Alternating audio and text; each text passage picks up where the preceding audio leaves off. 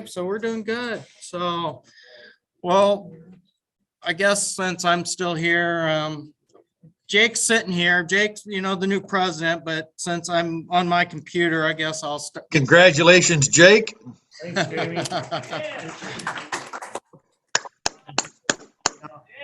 Let's, let me shut off the light.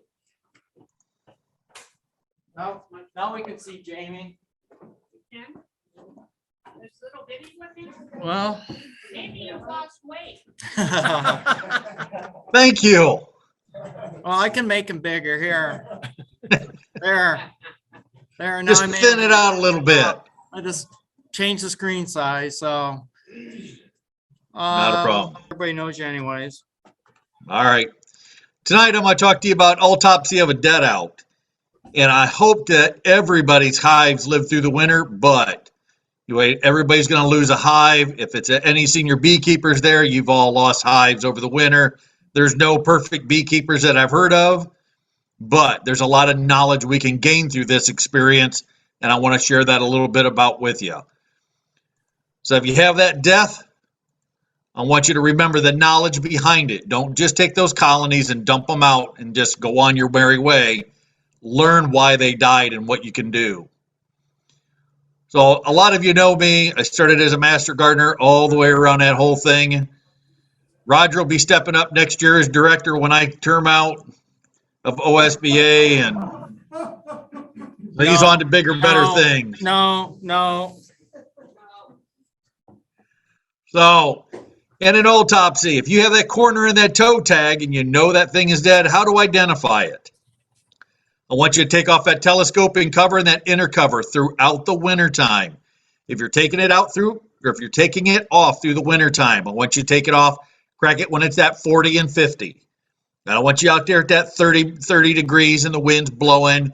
Remember, if you're ice cold outside, they're ice cold, and they have to keep that cluster nice and tight. Some things you can do. Pop that inner or that telescoping cover off and feel for that heat. Either a flare unit, go to Harbor Freight and get one of those little IR cameras that you just point, it shoots a little red dot and it tells the temperature. Or you can go out there, light your smoker, a light puff, not 2 or 3, a light puff in the front entrance, and you'll hear them rev up. You can also take a hive tool and smack it. Don't smack it multiple times, and you're just listening for that hum. If you hear that hum, just leave them alone. They're doing their thing. No need to worry. What if you tear it apart and you find a decent amount of bees? Immediately put that colony back together. Don't leave them broke apart, because what if you're doing double deeps or 3 or 4 mediums? You pull that colony apart, they're all going to start to recluster, move around. They're investigating why they're getting tore open, and you're going to kill them that way. So put them back together. You can check. You can pick up the back end of that colony and check for weight. Check if you're a person that you have all, and I'm not pro feeding here, but I'm saying if you have all capped honey, you have a good 50, 60 pounds above them, don't worry about it. The insurance on top, I call it your insurance policy, no different than we pay for house insurance, car insurance, and things like that. What you're doing then is you're putting emergency feed on top. That emergency feed is either winter patty, not pollen patty, winter patty. Winter patty's at 2 or 3%, and you can turn around and use that. If you go in to put pollen patty's at 18, 20, up to 23% like Mega Bee, and you're starting to raise brood. Whole different situation, and we'll talk about that here in just a little bit. But check it out, and don't worry if it's a little tiny colony. Sometimes those little colonies that are I go through winter with tons of nukes, a 5/5/5. Right now, you can still do it. I know you guys had some snow. I'm down here in sunny Florida for another few days. But if you have 2 colonies that are small, and you just have that concern, the hair on the back of your neck stands up and says, they might not make it. Combine them together, put your stronger colony at the bottom, put a sheet of newspaper, take a hive tool, put a couple slits in that newspaper, put the other colony on top. They'll combine up. Yes, those 2 queens are going to fight. Hopefully the better of the 2 queens is going to live through the wintertime. Supposedly, I've heard this in a bunch of books that Dwight Wilson also has, that younger queen, because of her QMP and a better smell, will out defeat or kill off the other ones. And the colony will also help with that too. So even if you have a small colony, sometimes them small colonies, when you get through the spring, they'll be your best producer because they've learned how to fight and survive. You're going to be the inspector all winter long. So along with building your colony or building gear, buying frames, putting together hive bodies and frames and this and that and going around, you're also going to go out there and you're going to inspect your bees. Go out there on a nice sunny day, the kind of day you walk out, the sun's hitting and it just feels like that 40 or 50 degrees. You can go out there without wearing a thick, heavy jacket. Go out and pop that telescoping cover. Have all your extra gear with you. If you're a person that has pollen patties, sugar or winter patties, sugar blocks, fondant, things like that, take that out with you. Always, but always wear a veil, because that first time that you take off that nice sunny day, maybe they're out on cleansing flights, you're going to pop that telescoping top and they're going to pop you in the face. And we've all been stung in the face, a few of us, and it hurts like a dickens. So at least be prepared, wear a veil. When you go out, you're going to pop that top. You might find a lot of dead bees in the top of it. That is a good sign. At the bottom, take out that reducer and scrape the dead bees consistently out. If you always go out every 3 to 4 weeks and you're constantly scraping dead bees off the bottom, that means dead bees are dying. That's still a good sign. Make sure you're taking your notes. Take photos. The best beekeepers are thinking 3 months ahead. What's going to happen and what do I need to do? And learn as much as possible. If you want to, when you're scraping these dead bees out, take a half a cup of them, do an alcohol wash, and the dead bees on the bottom, not necessarily on the top, but on the bottom, they're the ones carrying the varroa to the bottom with them too. Do an alcohol wash, see what that mite count was, and that'll tell you a lot. Some things about the varroa, and we all know it's the #1 killer, but did you, throughout the season, stay consistently 9 mites under 300, especially in that September, October? Because we all know all those mite bombs go off in different areas. Somebody else didn't take care of their varroa, all of a sudden their varroa load goes off or their colony dies. It could be a feral colony. Your bees, they love to work, but they're also opportunists. A colony starts to crash, they're going to go in there and steal the resources, and they're also going to steal by unomission of not doing it, but they're also going to steal the varroa that's going to come back with them.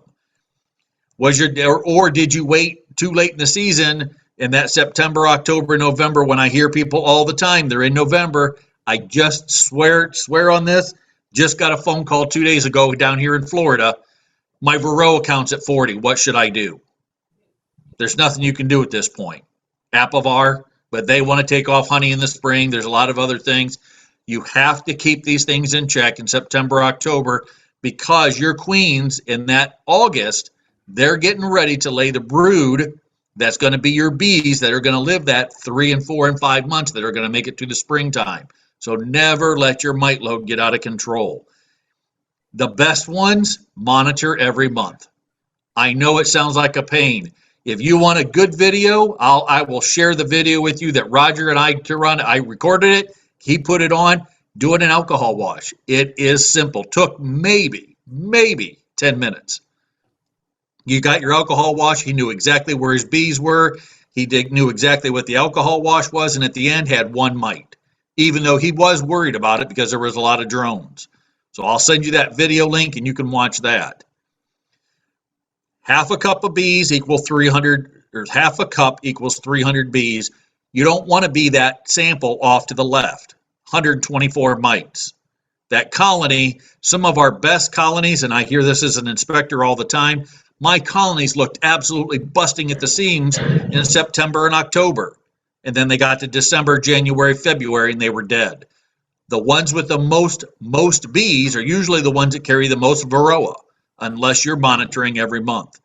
Going into late fall, and know what actions to take. So right now we know, and I know just by watching the weather patterns up there, right now is not a good time to use Mite Away Quick Strips or Mite Away Quick Strips, the other one, because we have that heat tolerance. So if you have that, then what could you use now? Apivar, Apistan, but you got a 44-day treatment to get that treatment back out. So you know what you're dealing with. You could use HopGuard because that's not temperature resistant, but you're also 2 strips. You're at a 14-day, then you have to go back in and treat again. So know what it is. The label is the law. So follow that absolute down to the thing. Excuse me. I hate to say buy things, but if you're going to stay in beekeeping and make things easy for yourself, get the Varroa check. You can still do it with a mason jar and a number 8 screen. Number 8 is 8 squares per inch, and you can still do that with a mason jar. It's just a little bit easier with a Varroa check because it has 2 lines in it. One line for about 100 bees if you're going to take a smaller sample, say a young colony that starts out, or you turn around and have the 300 line in there so you can take that. And you have the alcohol. You can restrain it and use the alcohol over, and it's an easy way to run check for mites. I want everybody over the winter time, perfect time to go to honeybeehealthcoalition.org. You could skip the Varroa, but you can be taken directly to it through the Varroa / Varroa. And it's got all this stuff, tons of good information. They just came out with 7.2, the version. Read it over the winter time. If you have notes, highlight it, make notes. When you have meetings, start backing up in January, February, and March, ask about it, why this is. It gives you a lot of pertinent information to know what you're going to deal with. I want you to take your journal. So either you went out and done photography, you had your own little personal journal, or you used page 38 and had the Varroa guide with the chart. When did you do a mite check? Was it within the 3 per 900? Or the 9 mites per 300, or did you let it get out of control where it was 17, 18? Maybe, and it's not even your fault. Maybe you had to be out of town, family got sick, something happened. We all are not perfect beekeepers, and I understand it, but when did you take your samples? If your Varroa count got up to that 30 and 40, make sure at the end of that treatment time, you're using Formic Pro. That's what I was thinking of earlier. Formic Pro, Mitaway Quick Strips. If you used it, wait for the end times, that 7 to 10 or 10 to 14 days, and then go back in and do an alcohol wash again. See what the kill rate was. So did it to run and kill at that 90%? There's nothing that we put in our colonies that kills all Varroa at 100%. They all kill at that 92, 87, 95%. But there's still mites that are resistant to something that we put in there, and there's mites that are going to be resistant to that. So alternate or move around your treatments. The Varroa K-wing. Did you have anything with Varroa or deformed wing virus and K-wing that all of a sudden your Varroa got out of control? Let's say in September. As an inspector, I see a lot of this, that somebody says, I got some bees that have no wings. What could it be? It's because your Varroa got completely out of control. And I'm not guaranteeing your colonies are going to die, but there's a high susceptibility that they're going to die in that December, January, February. Or if they do make it, they're going to get to that April and they're just going to crash. So what can you do with the dead bees that you scraped out? Check for abnormalities. Check for that K-wing to run. And if you take them out, you want to put them underneath a microscope, look around and see. And if you have a screen bottom board, pull that out. If you want to take it a step further, if you have a club microscope or you have some of the smaller microscopes, the ones that Dwight Wells always shows, take your Varroa off the screen bottom board, your sticky board, pull them out, flip them over, and see if the bees are chewing. See if you have some of that chewing capability. Remember, during the season, there's just a little bit about phoretic mites. If these colonies crash, your bees are picking up all these mites from somebody else. The mites, they present themselves and they'll last for 4 to 5 months throughout the winter. They're not multiplying throughout the winter, but they're staying stable. So if let's say we have a count of 15, you might have 15 all the way through winter. In the spring, how are they going to start multiplying again? When that pollen starts coming in and that queen starts laying brood. Remember, if it's a worker brood, she gets 1.2 or 1.8 mature daughters, which is one mature foundress daughter back out. So they're multiplying 1 to 1. So if they have 4 this month in April, in May, they're going to have 8. If they have drones, they get 2.3 mature daughters out. That's the difference between worker brood at 21 days and drone brood at 24 days. Just that one little bit pushed it right over the edge. Now she gets 2 mature daughters out.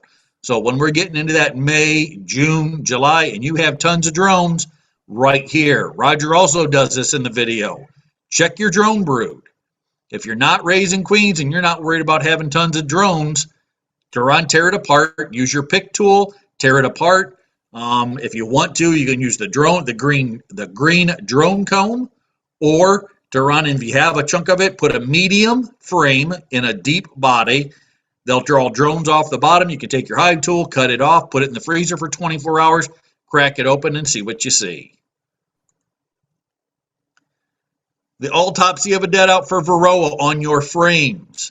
So in the upper left-hand corner, there's that foundress down inside, right directly at the probably 11 o'clock position. That's her son. So she lays a male first. That white you see in the bottom right about the 5 o'clock position is all the frass. So they're pretty hygienic. They do their thing in the corner. They crap in the corner. The bottom left photo is all her other daughters that are mating with her son. And those ones that are white are called protonymphs. If they're not completely browned out or their shell is hardened, when that larvae or pupates out and starts to crawl out, the ones that are clear, that white, are going to dehydrate. They're just going to run dry right up. The ones that are hardened off. So remember, in drone brood, 24 days, that means her plus 2 mature daughters crawl out.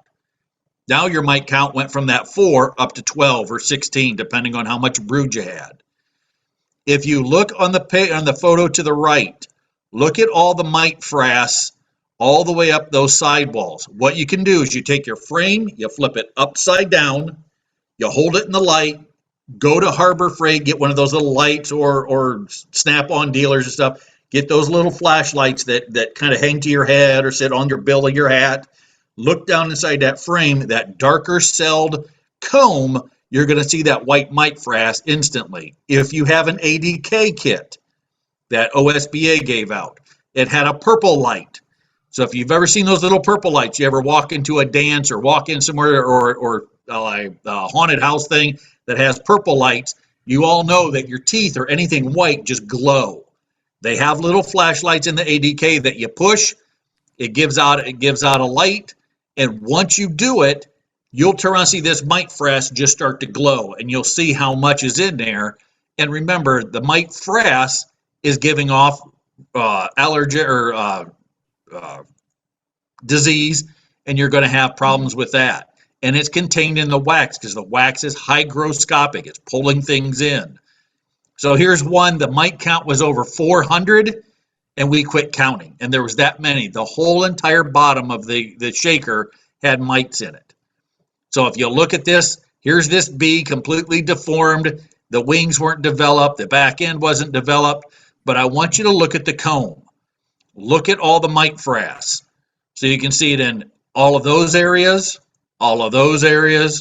really a lot in this on the side. You can see all the way up the side of it. Everything in here and here. So I'm going to ask you, if this is a virus that is carried through deformed wing virus, K-wing, and we have 28 others, Kashmir disease, Kashmir virus, Israeli paralysis disease, where they eat all the hairs off each other because they just go nuts. Do you want to raise your next generations of young brood in this frame? Absolutely not. You can save the wood wear around the outside, the wood frame, but take the foundation, either plastic, pop it out, put a new one in, or if you have real foundation, rewire a new wax foundation in. Dysentery, Nosema cerana, or Nosema apis. So why do we tell you, make sure they have a bottom, they can get in and out of the bottom. If not, make sure they can come in and out of the top. So Nosema is a gut viral infection. It's no different than if we go and eat Mexican food, or we eat something that doesn't agree with us.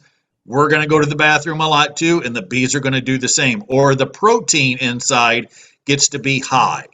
So they're eating tons of bee bread, and they're having things that they've had to eat over the winter, and they can't get out. What are they going to do? So in the lower left, they're going to crap on top of the top bars. What do the bees do to clean it? They clean it up by their mandibles and their tongue, and they're cleaning that up. And we just said it's a viral infection that gets in their midgut. So what are you infecting? The next nurse bee that's going to feed the next generation of bees. The upper left are the bees that got outside and they crapped all up the outside. Sometimes the infection gets so bad in the middle picture, in the lower middle, you'll see that they crapped all over it, but they were within about 1.5 inches of the honey. So they had honey there, but they were so sick that colony started to dwindle. And remember, it's not the cold that kills the bee, it's the moistures. But also the cold can kill the bees if you're only talking a golf ball size or a baseball size colony of bees. They cannot produce enough heat to get through the springtime and get into that warmer weather. Same way off to the bottom right, here's a frame of honey.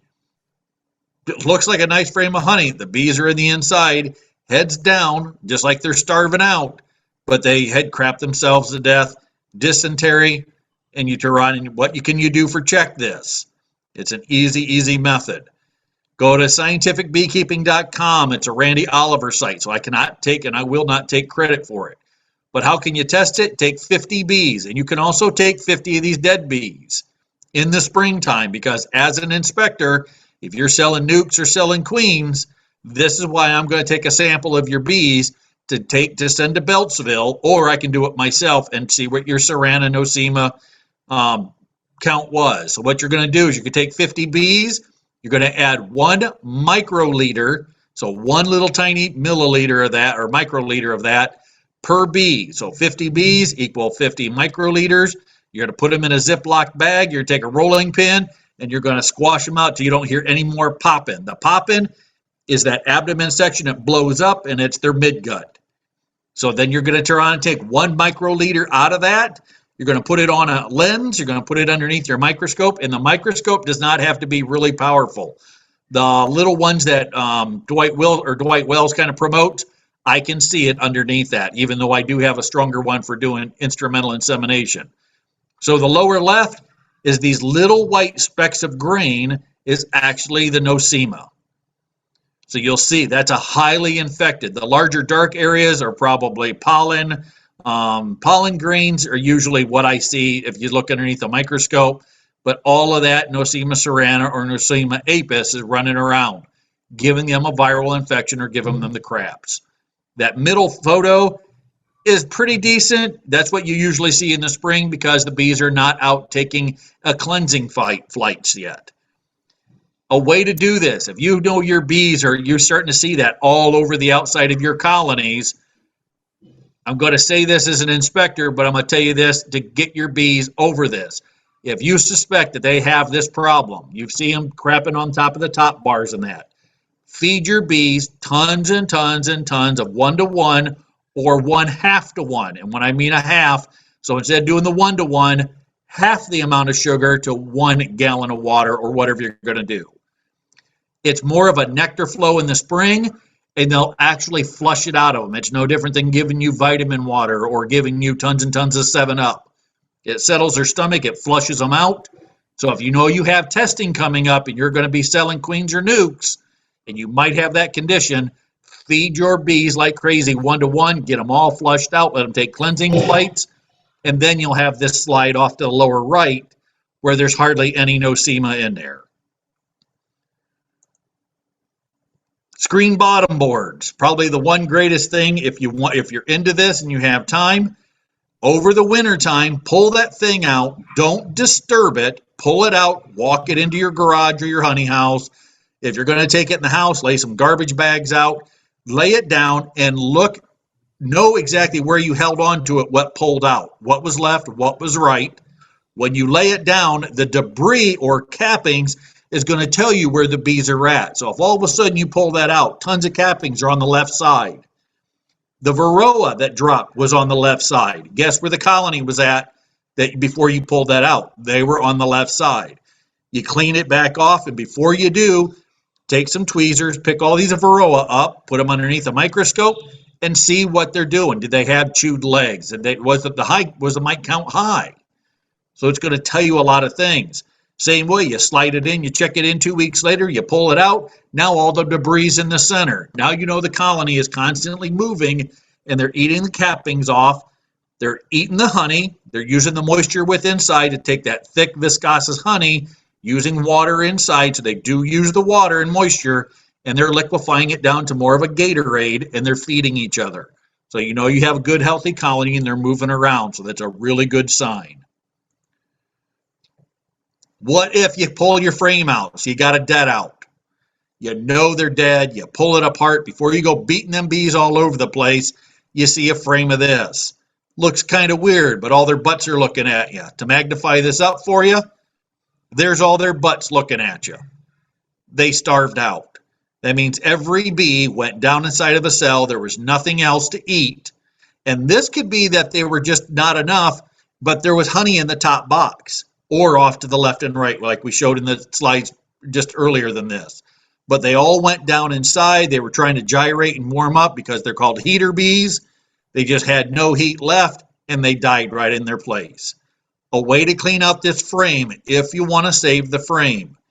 If it's still cold outside, or take this, put it in your deep freeze for 48 hours, hold the end of the frame and wrap the very end of it onto a hard surface, a workbench or things like that.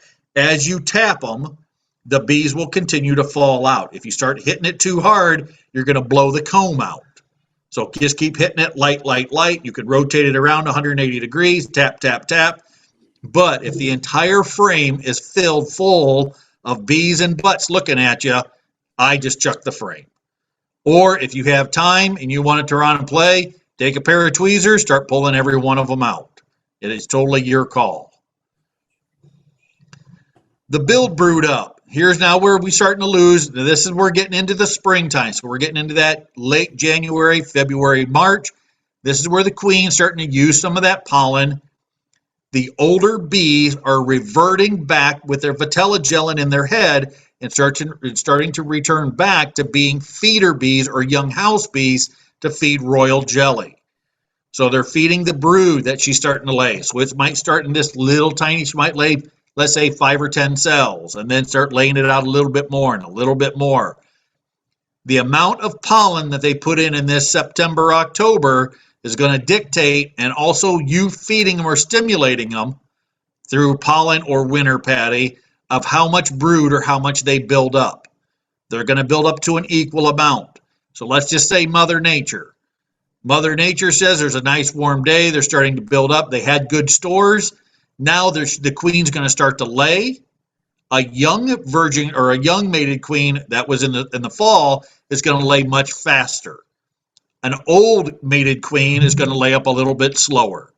So they're going to start to lay back up. The colony will not lay more brood than what the colony can keep warm. So the most important thing now is not the queen. She comes in like second place. Now it becomes we're going to keep this brood warm, because if the field bees or the old bees that have now been alive for 3 to 4 months plus, they're going to revert back to feeding. They do not revert back and feed the same adequate royal jelly or nutrients that a young house bee does or a young nurse bee.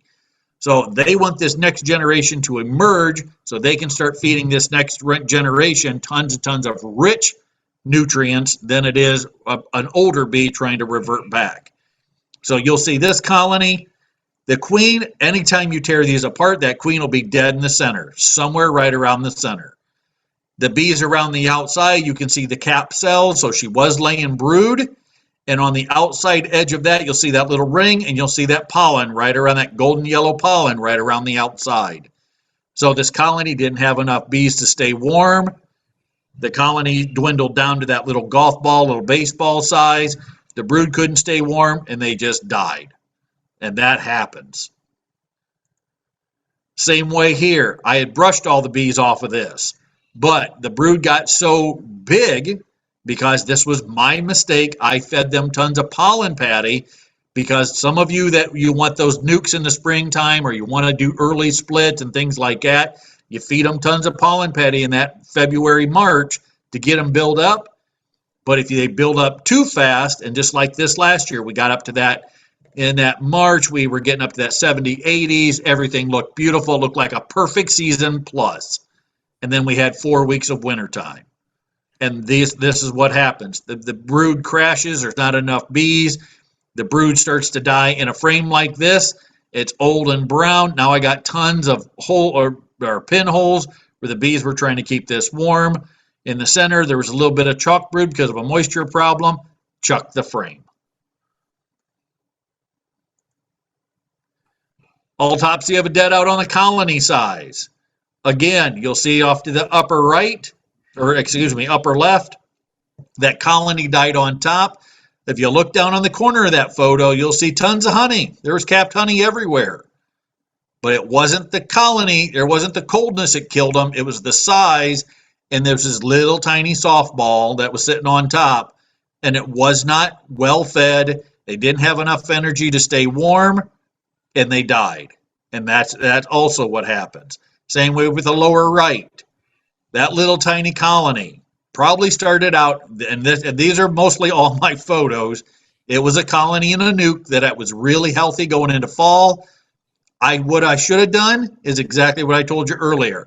Combine two of those together with a piece of newspaper, let the colonies combine, and then made my splits in the springtime.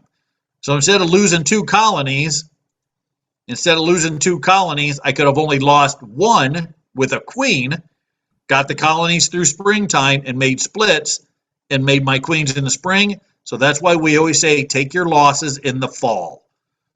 Combine, do what you can to get them adequate, get them all the proper resources, and then in the spring make splits, and then you're off and running to the races. What to do with moldy bees, and you're going to see this. If you get out and have a dead out, and you wait till it starts to get springtime, you see it in the wintertime, you go, I'll wait. What's going to happen? These bees are going to become absolutely mold infested. The moisture, the acidity and everything in their gut is they're going to make mold. And when they start to mold up, they look like this. So you'll see that mold. First, it'll start on the bees. It'll start in the pollen. If there's any honey or open nectar, the open nectar is hygroscopic. So it's going to hit that 18.1. There's going to be enough water in there that's going to activate the humidity or the yeast. And it's going to have, if you ever see honey, that starts to run out of the frames. So somebody has a dead out, they hold the frame up and it's liquid. It's just pouring down. If you look at that honey, there's micro bubbles all the way down it.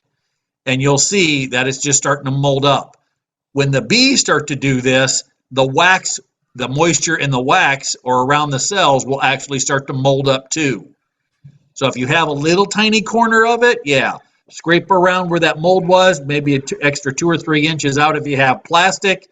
If you have real wax foundation and the frame still look really good and there's enough resources that's not contaminated, that's not have tons of dead bees in it, cut it out an extra inch into the good stuff so you're not taking anything over, and then reuse the frame. But if the entire frame looks like this, and let me just go back one here,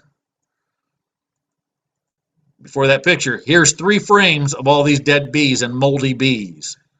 You could carve that corner out if you want to reuse it, or carve out the top, but scrape everything down, get all that mold out of there. Take the hive body, put a bleach of 10% 10% bleach solution, scrub it down, leave it in the sun for 24 hours, let it off gas, and then reuse your gear.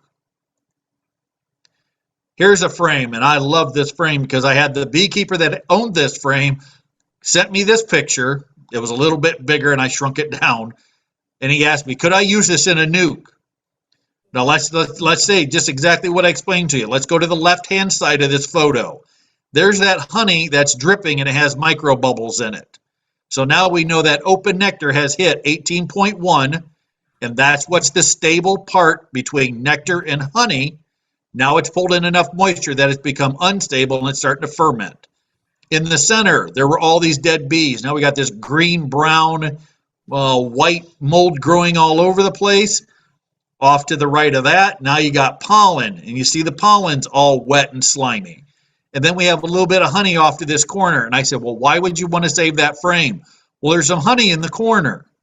Well, right up by that honey, once you go over about a half inch, and the picture about a half inch, and look at that chalk brood or chalk cell that we have chalk brood growing right in that cell. So that little white, it looks like chalk, someone put chalk in it. If that's starting, now you know you have a moisture problem throughout. I have fermented honey, I have growing mold, I have fermented pollen to save a little bit of honey. Chuck the frame. Or again, take a knife, cut the foundation out of it, put in a new plastic. This he had all wax. You can see the little wires on the bottom. Just re-wax in, reframe it, and then off to the races. The age of your comb. And this is where I have a gentleman in Defiance County that I inspect. His frames say AI root. I don't know when AI root went out, but I know Dwayne Hathaway bought tons of gear up that had AI root.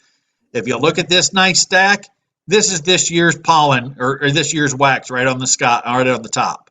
That nice white, creamy, exactly what everybody wants. The bees just pulled it out this year. They're using it. I mean, that's the best of the best.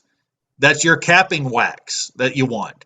Down below that is probably that late season, or they turn around, filled it up with honey. Maybe it had one generation of brood in it, but it's still awfully nice. There's nothing wrong with it. Even the edges of it are white if you look to the top edge of that. Now we're getting into that brown wax on that next layer down. And these in the very bottom is one I did with a tear out. So do you want, remember, wax is hygroscopic. It's absorbing everything from chemicals to any funguses, viruses. And then we got all the stuff like this.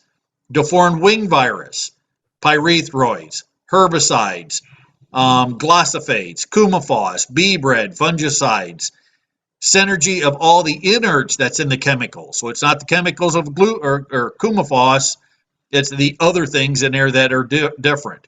This should not be 121, it should be 127 or 128 that I just saw this. So I apologize, and that came out of bee culture. And then the same thing with Reed Johnson. He took samples from Dwight Wilson that was this, and let me go back one slide. He took stuff white that was that beautiful white, nice yellow, the dark brown, the jet black. The jet black, the samples from Reed Johnson had 280 different chemicals in it. So do you want to raise your bees in that dark black comb? It is nice. If you want to keep some of it, keep it around for a bait hive. Because what are the bees and the foraging bees that are out looking around for swarm, when swarm season kicks in, they're looking for that old comb, that nice smell that we smell. But that's what they're jumping into. But don't keep it around to raise your next generation of healthy bees, and you're making your splits or catching swarms in the spring to raise to try to get a product out of it. Do you think this frame is good? All it is regranulated sugar. I should have taken the words out of it because I stumped some people on this. Barb Bletcher sent me this picture and asked me, Jamie, what do you think of this photo? Somebody sent it to her. She couldn't blow it up at the time. I put it on my main computer, blew it up. We called the person back. I said, what did you do? I said, tell me what you did late in the season. The lady went back to her journal, told me I fed tons and tons and tons of 2-to-1 sugar water at the end of the year. What did the 2-to-1 sugar water do? It just started to recrystallize in the cells. There's nothing wrong with it. If you look at the color of the wax, it's that light brown. It's kind of amber up in the top right corner. Still good, healthy frame. And the bees in the next generation, I would have no problem giving it to a strong nuke or a strong colony up in their honey super. Let them get all that sugar back out and refeed it to another generation. So if you see tons of this, if you fed a lot of sugar water, or you had a mountain camp on top, or you put in just tons of dry sugar on the top of your inner cover, you're going to see a lot of this if they had to store it and they're reusing it. The runners, here's where we got the snakes. Here's where we have the mice, and we have all the other stuff inside. Give them the eviction notice. That means you did not put on your mouse guards early enough and that mouse got inside, or maybe the mouse found another way to get in through an upper entrance, an upper hole. Give them the vacate, because we all know what they do. They go through and they chew usually horizontal through all the foundation. They get the warmth off the bees. They eat the dead bees on the bottom. But when they urinate on all the frames, they urinate on the wax, and it just stinks, and the bees will not touch it. So just chuck those frames, call it a learning experience. and then either kill the mouse. If there's people that don't want to kill them, then cage them up, take them to your neighbor's property a couple miles away. Culling your frames. I want you to go through and look at just this year. After you're done, and let's say next month you got nothing to do, start going through your frames and look. And I want you to look through these different things. Are they those old frames, that brown and black wax? Do you have tons of dead brood in it? Maybe you had a colony that died and there's still some dead larvae or stuff inside of it. Think of the age of the frame and the age of the wax to how much chemicals, fungicides, pesticides, herbicides, everything else is in that wax. Fermented honey. If you have any fermented honey, and the way to check that, the best way to do it is keep it in a deep freeze. If you pull it out, take your finger or take your hive tool, scratch it off. If you see the honey that's dripping and it's got micro bubbles in it or it's real watery, you have fermented honey. Do not ever put that out in an open feed situation and feed tons of colonies, because they're going to get the shits and they're just another bee. So now you've contaminated every beehive in your yard. You've contaminated all the feral hives, and you guys up that way, you're sitting on top of each other. So one of you do this, you're going to contaminate maybe 7 other beekeepers in your area, and all of those bees are going to get dysentery and start getting sick. That mold. If you had to feed tons and tons of 2-to-1 sugar water at the end of season, you're going to have a little bit higher probability that you're going to have a moisture problem. So pop your telescoping covers and look and watch for moisture. If you have a dead out and that mold starts, get on top of it ASAP. Look for disease. Was there any brood inside of there that was yellow, twisted, black, melted, the larvae melted into the wax? It could be an AFB, EFB, chalk brood, sac brood problem. If you have a frame that you have a small little dead out, do not be afraid of taking that entire frame, excuse me, wrap it in wax paper or wrap it in cellophane and send it off to Beltsville. You guys can do it. It's free of charge. In the wintertime, they're a lot less busy than they are during the spring, but you could send it off and have them just test, and they can tell you exactly what it is. The Varroa, you can do that with one of the purple lights or with a magnifying glass and with a strong flashlight, LED flashlight. And then it's time to clean up if you had any damage through mice and voles and things like that. So check them frames, give your bees the best start in the spring. Call those frames. I hate to do it too, because you think, oh, 1 or 2 frames, not bad. You know, $1.50, $1.75, maybe $2.10, depending how many you bought at a time. But when you're at Roger's size, and I know a lot of other Dave size up there, when you're throwing away 50 and 60 of them, it gets to be an expensive little venture to clean these things up. Some things you can do with the hive bodies. Scrape them out and clean them the best as possible over the winter time, those extra bee boxes. Scrape them out. You can flame the inside with one of the little porch or the flamethrowers. Flame the inside, melt the wax out of it. It does not melt the propolis, but you can scrape it out pretty decent if you get it warm and kind of tacky. If it's in decent condition, the corners are still nice and square, an 1.5 inch corner isn't completely chewed out, it's still structurally pretty sound, don't be afraid of scraping it down with a wire brush. Put primer back on it, put another good coat of paint, outdoor paint, off into the races again. If you ever think that you have a problem with AFB, EFB, anything like that is diseased, the only place that I found is in some Isomix operations. It's in Groveport, Ohio. If you take a pallet down, you can take a pallet, they give you the dimensions on their website. It has to be stacked a certain way. You drop it off. Basically, they eradicate it through gamma rays. You go up and get it. Supposedly, it's completely disease, pest-free, viral-free, everything. The gamma rays in it kill everything that could be inside that hive body. And you can actually stack them inside of each other. So if it's something you don't go out and, like we've always said, don't buy used gear.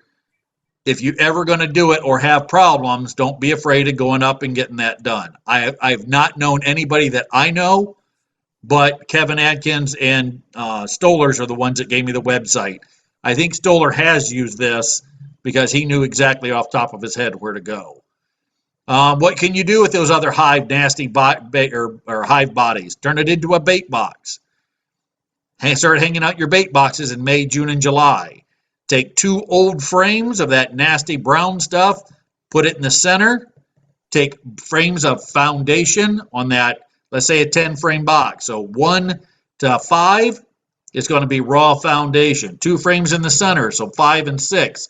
That brown nasty stuff. Nothing with honey or pollen or anything else. We want all old, that brown and black, drawn comb, but it's old. And then in that 7, 8, 9, and 10, all raw foundation. Take a Q-tip, get some lemongrass, dip both ends of it in the lemongrass, throw it to the back of the column or back of the box, a solid bottom, a solid top, hang it up into a tree, get it elevated a little bit. When swarms come out, even your own swarms, so don't put this bait box directly beside your apiary, put it out 150, 200 feet, or if you know of somebody who has a bee yard or in a wood somewhere along the edge of a wood line, hang the box up, check it every so often. You'll start seeing foragers come in, they're going to walk around, check it out, and then maybe you'll get a swarm that moves inside. That's an easy $180 of a nuke. If you look at Pinterest, and my wife does quite a bit, people are there's a big crave right now for used bait or used hive bodies for making crafts. They put solid bottoms onto it. They turn them into little TV trays. They put little flowers in them. They do all kinds of stuff. They turn them sideways and hang them on the wall, use them for shelves, all kinds of different stuff with it. Now, if it's getting to be that corner where you have 1.5 inches busted out of the corner, the nails are all out of it, the wood's cracked, everything else, chuck it in the wood pile. But when you're chucking it in the burn pile, remember, it's put together with nails, screws, staples, and everything else. So don't burn this stuff in your driveway where your wife's car or your truck's going to drive over it, because you're going to pick everything else up. So if you have a designated area to do your burn pile, you're often better. So some learning points in this. Preparing for wintertime, the best beekeepers I know were doing this in August and September with that full hive inspection. They're checking for what their Varroa count was. Disease-free. I don't want any yellow, twisted black larvae. I want them wet, wet and creamy. I want all that brood looking beautiful. I want to make sure they're making weight. If not, then I got to go through my other stuff and do some supplementary feed. Going through the wintertime checklist. And I've given this to Roger before, but I'll send it again to the new president so he has that in his repertoire. There's a nice winter checklist you can go through and check those things off and know that you have it. And that has the same things. Culling your frames, a perfect time to do over the winter or in the spring. When you're starting to build those splits, you're starting to get those swarms. Put in nice, clean, healthy frames. Number 4, culling the frames before you begin. Write the date in the top. I started doing this with Dwight Wilson probably 5-6 years ago. In the top, once I put it in operation, so I build the frame, I have it in storage, I pull it out, I write the year on the top, 2019.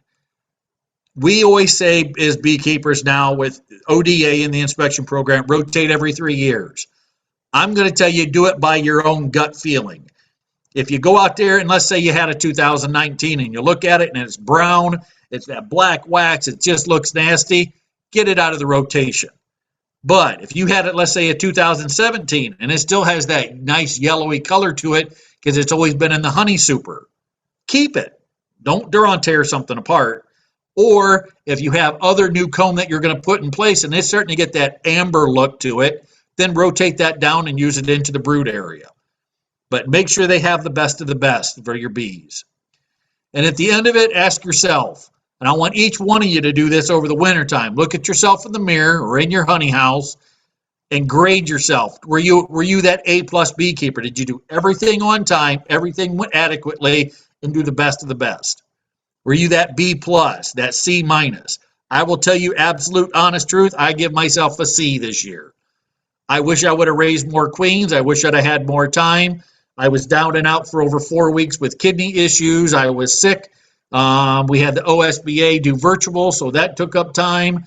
Roger, I wanted to start the podcast with, so we just didn't have time this year. And my bees also showed that because I didn't have as many nukes and stuff like that. But as far as their health, I still did my alcohol washes. I still kept everything in check. I just didn't do everything. So kind of grade yourself and put that in your journal and just be honest with yourself. And I want you to get smarter out of this. Don't just take a dead out and tear it apart, toss the bees off into the grass, and just go, you know what, I lost some bees. It's absolute detrimental to the young beekeepers or new beekeepers that only have 1 or 2 colonies. Absolute detrimental. Think of all the time that you put into this year, all the feed, all the work, all the time, driving your truck or vehicle, getting your smoker lit, going out and doing this, going to bee meetings, you didn't go to conferences, but we had the virtual, and all the education you put into this, and you lost your colonies. But I want you to think of this. It's not as detrimental to like Roger and I and Dave who have tons of, if I lose 20 colonies, I still have bees. But I want you to think of the learning experience that, what did you learn from it? Well, maybe I wasn't on top of my varroa all the time. Maybe, my bees got built up and I had tons of queen cells. Should I be on better time with that? Yes. Keep as much education, and everybody that knows me knows I'm all about education. To me, I hate the word master beekeeper. That means you know everything. I'm pretty well smarter than the average bear, but I still don't consider myself a master beekeeper. I look at Dwight Wilson and tease him about it. He's not a master beekeeper. He hates it too. But get better each year, because beekeeping is not a book where you can read step 1, 2, 3, 4, 5, 6, go out and do your bees, step 1, 2, 3, 4, 5, 6, and you're a beekeeper. You have let's say you have 2 beehives in the same area, you have the same resources, same water source, the same management skills, and they're 2 different critters. One is an underachiever, and the one's an overachiever, or they're scared, or they scare you to death because they're a hot colony, but they pull in tons of great honey.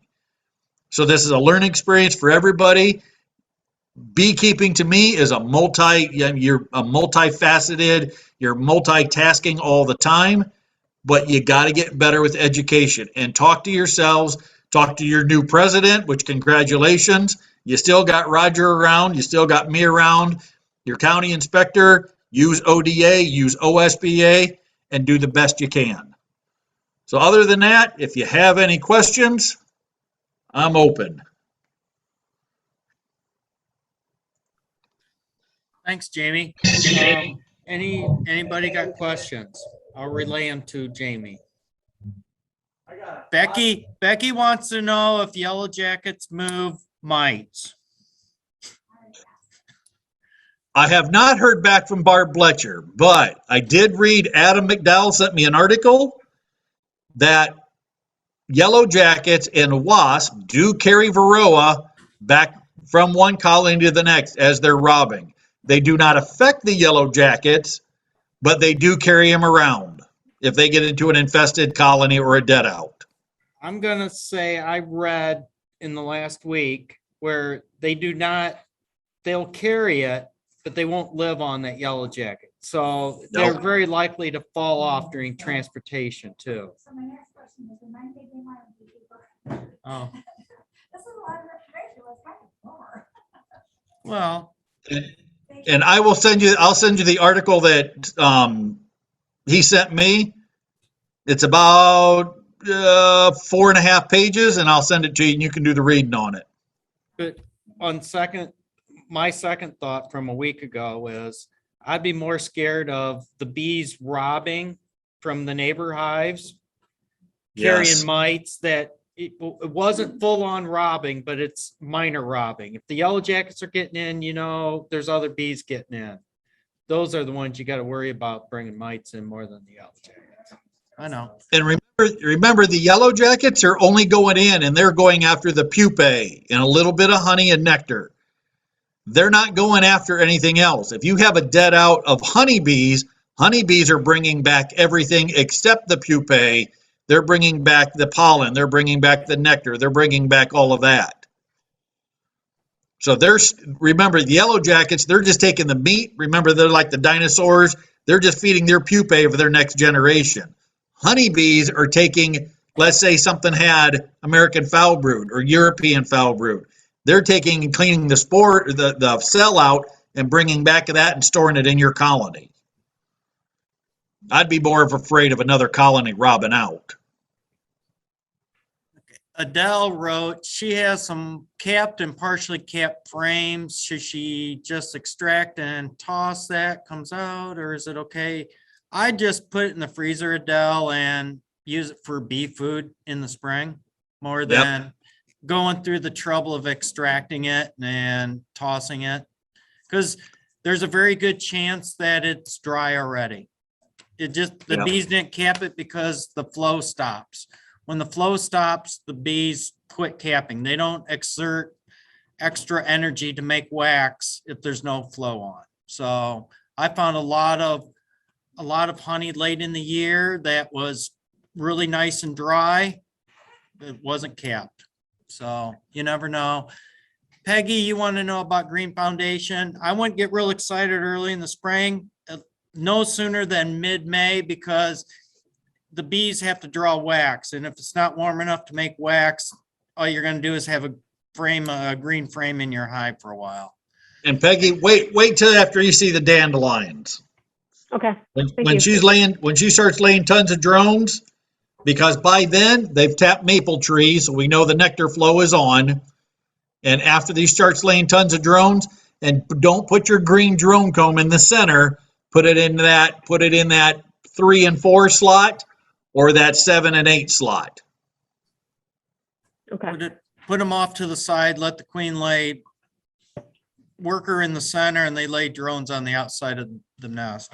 Yep. I got a question, Jamie. Yeah. Back about midway through where the bees died in the cluster when you were talking like January, February, March.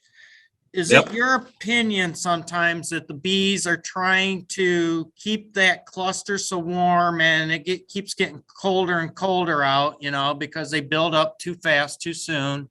Yep, that one. So then they start condensing to keep it warmer. They lose contact with the honey and end up starving because they can't break the cluster because they're more concerned about keeping the brood warm.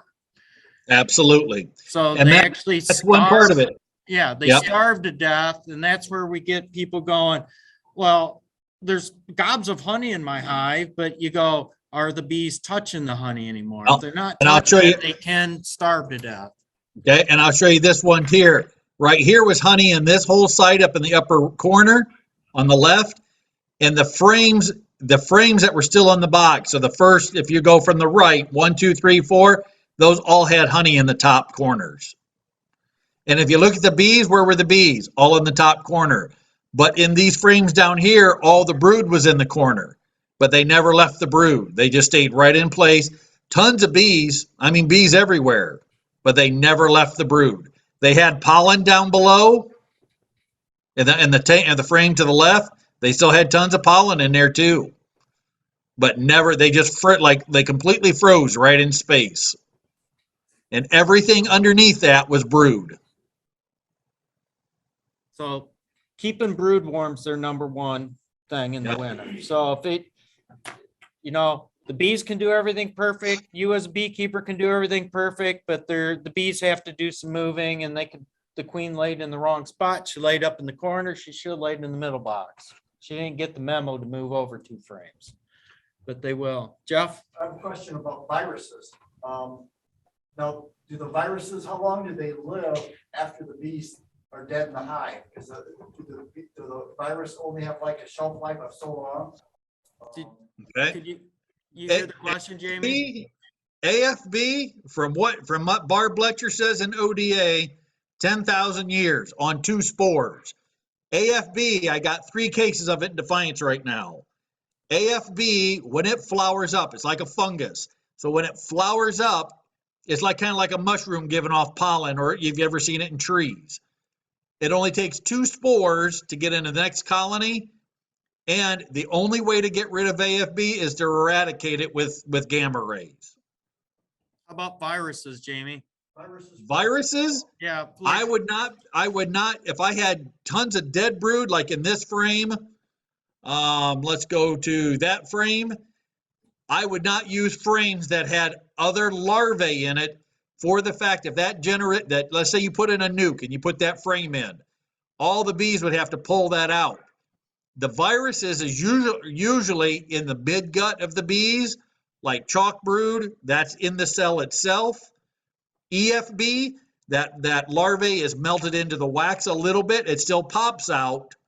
So if you ever see a larvae that's melted into the bottom, let's just say the circle, the larvae's melted into the bottom. If you can take a toothpick and pick the larvae off, it's usually, not 100%, but usually EFB. If in that larvae, the larvae melts in and it melts in, and so you go to pick the larvae off and it breaks the wax with it too, it's melted into the wax, it's usually AFB. So anything that was iffy, I mean, if you see a little corner of it, take your hive tool, scratch it out. Make sure you in your notes that you're monitoring that colony a lot, kind of like in the springtime. Let's just say you've seen a little bit of chalk brood, maybe 1 or 2 cells. Scratch that area out 1 or 2 inches extra around it to make sure you got it. Monitor it. If you never see it again, great. But all of a sudden you see it in 2 or 3 other cells and some more cells. With chalk brood, kill the queen, regenerate have a new queen or combine it because it's something in the bees that aren't cleaning the cells properly. If it's AFB, EFB, I would make sure there's no other dead brood in these colonies that's going into that next generation for the spring. That help? Viruses from Varroa. How about viruses from Varroa, like the formed wing virus? Does it live in the comb for a long time? It lives in the comb. And so if we go back to this, and let me go Or back here. does it have do you know of a half-life with it, or? The researcher, Ann from Finley, she says it does not. So if you're looking at it like this, you're seeing this white frass down in the bottom. And let's say you had high mite counts and you see tons of this white frass, I would chuck those frames. For the fact, this is frass from a mite. Remember, it's not the mites that kill, it's all the viruses. So if she's crapping up on the sidewalls, what's the nurse bee doing, her house bee? They're cleaning this out, that's going through their intestines. So they're cleaning up with their mandibles and their tongue, polishing the cell for the queen. Do you want that next generation to have to clean that, or is it just to chuck the frame or carve that out and put a new foundation in it? You know, we're always told, oh, you take the green drone frame, it's full of mites, put it in the freezer, put it back out, the bees clean it up. Well, Ann, that Jamie just mentioned, David and I went and listened to her at Jamie's meeting. She was doing studies. Those drones are already, they've been bit by the mite. They got virus in them. So now we're moving that virus horizontally in the hive. So the worker bees clean that back out. So now they have the virus from eating that bad larvae. You should feed them to your chickens. Yep. You know, she really went into, that's a really bad hygienics, because if you have high mites in there, you're going to have viruses, and the worker bees are going to pick that virus back up even after freezing. She was from Finley. Instead of use your drone comb, you can put like a half a sheet Yep. of plastic foundation in a full frame, and they'll build the bottom half a lot of times in drone size cells. Yeah. And And I'll tell you a way to do that is if you run deeps, take a medium, put it in the place of a deep. And then on the bottom of that medium, they'll draw all drone comb out. You can take your hive tool, carve it off, throw it in the freezer, and then tear it apart later and look at it, feed it to the chickens. anything, I took wax foundation, cut the foundation in two, put it in the center of a frame. So the center's worker brood and the outsides, they draw out for drone. And then I can just scrape that out too. If I- Yeah. Oh yeah. I feed all my drone goes to chickens. Or do you still got the guy in the club who wants the drones for No, some he hasn't been restaurant? around lately. Oh, there, you just sell them to him? Yeah. Just be careful what restaurant you visit in Toledo. Does somebody eat them? Yeah. Jake. Hey, Jamie, I got a totally different question. All right. and you may or may not have the answer or anything like that. I didn't get Queen certificates until November 1. It was issued supposedly May 1st of this year. Any idea what's going on down in Columbus? It's mainly, Or can you light a fire underneath them? It'd be nice It's- to get them in No. the bag. it's, I'm gonna tell you- Bettsville's the problem. I'll tell you, one problem is Beltsville. And the second is your inspector. He has to hit the deadline. And I'm just going to say for inspectors, all those inspections have got to be done by June 1st. If he doesn't turn in his paperwork on time, you get into that mass flow of everybody. And all of a sudden you get pushed all the way to the back of the line. The Beltsville samples, I sent in one for Roger. Roger had a frame. And I took some samples with Q-tips. I have not got that back, and it's been over 4 months. Yeah, that was early June. Yeah, my three AFB samples and one EFB sample that I had from Defiance County, it took 3.5, almost 4 months to get those back. So where do you think that commercial beekeeper is here next month? He'll be gone by the time I get anything done. Yep. Just No, like on that. that's the state. So, yeah, I got 5 this week. I got 5 Queen certificates in the last week. We're supposed to grandfather, they're not gonna check next year. Is that what Barb was saying? Isn't the 2021s good for 2022 now? It's up to June. I think she's pushing it to Yeah. July. Last I heard, the Queen certificates are going to be good till 2022, July of 2022. Okay. That rotation That's- coming through Yeah. will be good because between COVID that was in 2020 pushed everybody back Right. to all the Queen certificates. If the inspector didn't get the paperwork done, it pushed everything back to the end of 2021. That's why you're receiving them now. And so they're going to add on a year to rotate that all the way back out again. Go ahead, Jeff. Have you seen the research which shows that higher humidity levels over winter in a colony have the mites reproduce less? I've been doing some reading. They had a couple articles in American Bee Culture. Barb Bletcher, I was supposed to attend something like that. I've heard of some stuff because what they're saying now is we're ventilating too much, that the bees need more moisture, but they also have the same effect. Trying to think of the researcher's name. I'll think of it and send Roger and the new president an email on it. I've heard of some stuff, but I haven't seen any science yet. All I've seen is in +1. If you ever want to get to the science side, go to plos1.com. It's all the researchers, Jamie Ellis, Tom Seeley, all those people. They send it to +1. You go in there and type in entomology, or you can type in honeybees, and it's all the research papers that are flowing.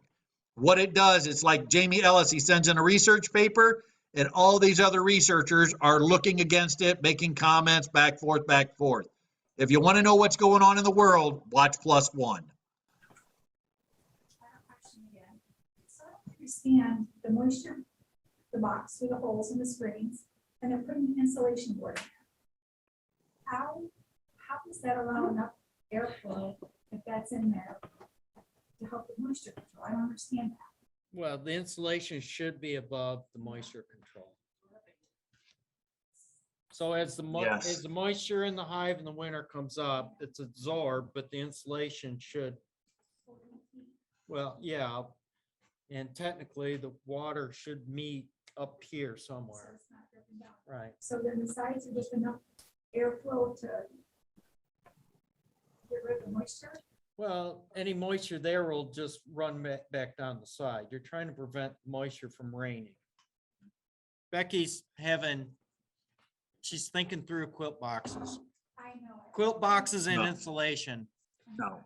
That's all right. The if you put insulation on, it goes directly below or inside of the telescoping cover. Right. What you're stopping is that hot, moist air coming up through the inner cover. and hitting that cold cover on top and raining down in the inner cover through the hole of the inner cover. Or freezing on the inner cover where it Yes. would collect. That's why you want So- to tilt your hive. And that's why that insulation's above, so the cold's here and the warm's here. The insulation is protecting. If you're a normal lid, that cold and warm hit on the lid.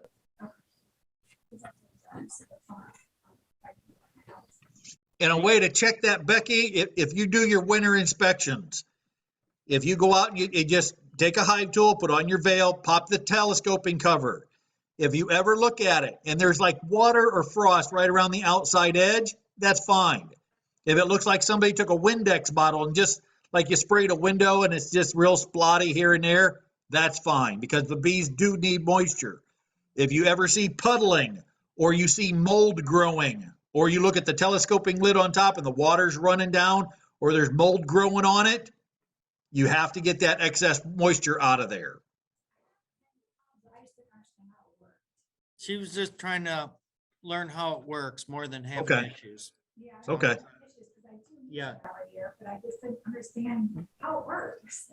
You're trying to prevent the warm and cold touching each other. So the insulation's preventing that. Like your water bottle, Yeah.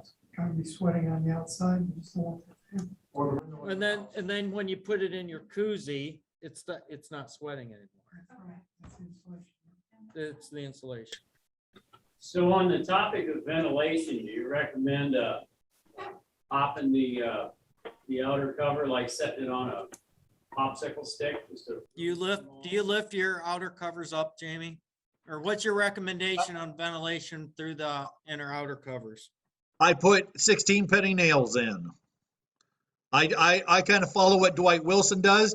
It gives me about 1/16 all the way around the outside edge, and it puts my telescoping cover back at a small little slant. I use a popsicle sticks, and then I actually have a cover on the outside, goes over the top, that's loose on the sides, but it has insulation, so I'm insulating, but it's actually on the outside of the top cover. So there's no insulation material inside the hive, but you have a piece of, like foam insulation across the top, and then it's held in place with a plastic corrugated type, loose container then that holds it. So I- Well, that's a good idea. I mean, that works too. Anybody else? I've tried this year is, I'm using 2-inch foam, and to keep the foam from being chewed, I'm putting, chicken feed sacks between the hive and the foam. And that has worked really good so far, because in the past, when I've tried foam over the top of the colony, they chewed on it. And, they don't seem to be able to chew through the chicken feed sack at all. Those are nice. So, And that's a good way to do it. I'm just, from experience, if you use the insulation, make sure it's that green, real hard compressed, or the yellow, Pink Panther, don't ever use that white with the little tiny, you can look at it and see the little tiny white micro beads, because the bees will eat that all apart and store it like pollen inside the colony. They took a 2-inch block that I had underneath my telescoping cover, chewed the entire circle out of the center, pulled it down and stored it in the frames and ruined everything. I think mine spit it out, but I had some in there. I made some insulated inner covers and they came right up and right in the center. They just chewed them. Yep. So, But those chicken bags are good for something. yeah, well, they gotta be good. So anybody else have any questions for Jamie before we let him go? Enjoy the Florida sun. No, don't worry, I'll be home soon.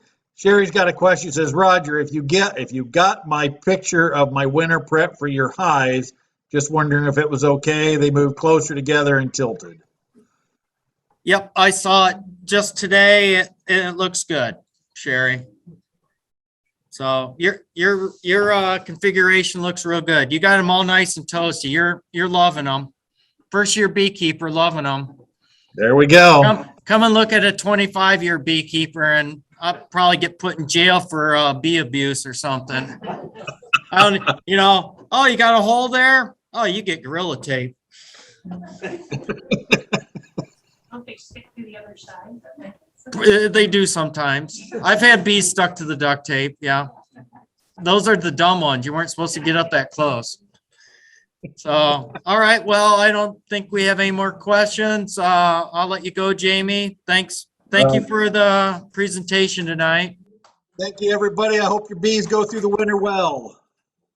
Very good. Thank you. Not a problem. Have a good night, everybody. Thanks, Jamie.